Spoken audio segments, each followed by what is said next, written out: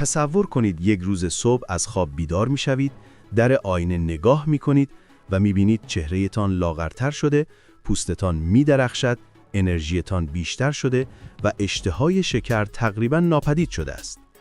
حتی تصور کنید همه اینها تنها به خاطر این اتفاق افتاده که شما برای 30 روز شکر را قطع کرده اید.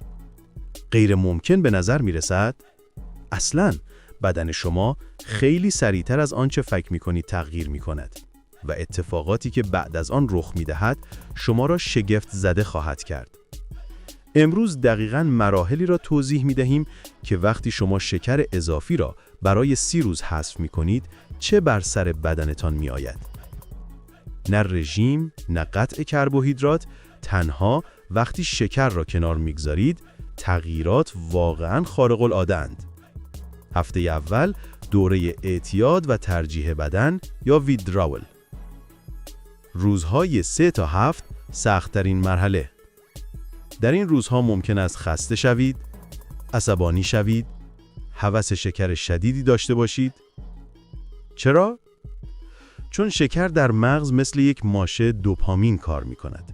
وقتی قطع می شود، مغز دوباره جایزه شیرین خود را می خواهد. اما خبر خوب این است که تا پایان هفته اول قند خون ثابت می شود.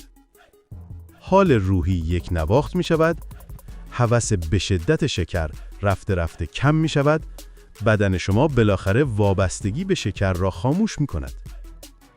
هفته دوم انرژی بیشتر و از بین رفتن نفخ. تا روز 14 یک اتفاق شگفت انگیز می افتد. انرژیتان بیش می شود، نه کم. دیگر سقوط انرژی در بعد از ظهر نخواهید داشت.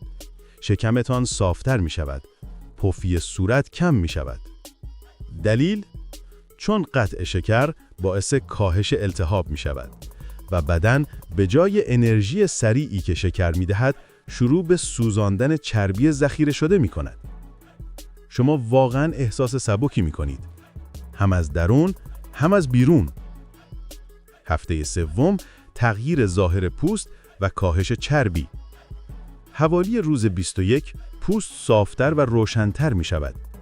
چرا؟ چون شکر کلاژن را تخریب می کند.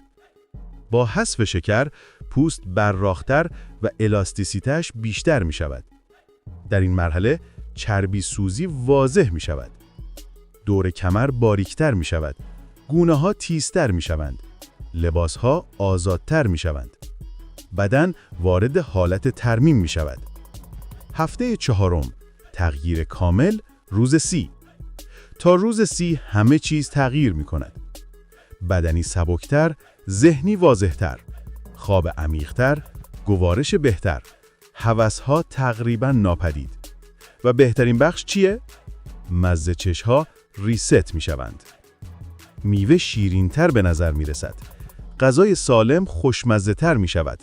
هر چیز شکری ناگهان زیادی شیرین و مصنوعی به نظر می رسد. شما دیگر تحت کنترل شکر نیستید. شما بدنتون رو کنترل می کنید. اگر انرژی بیشتر، پوست بهتر، چربی سوزی سریعتر، ذهن شفافتر می خواهید، 30 روز بدون شکر را تجربه کنید.